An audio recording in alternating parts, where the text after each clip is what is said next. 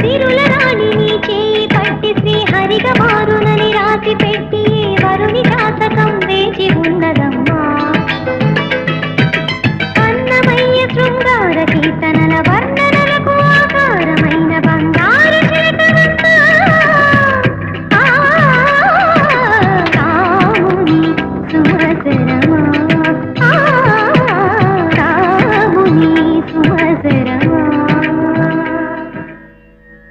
కదిలే వెన్నెల శిల్పమా, కలలే అలగను రూపమా, అనుమతి నడకట ఎదసడిలో అలకడి రేపే అపురూపమైన భావమా.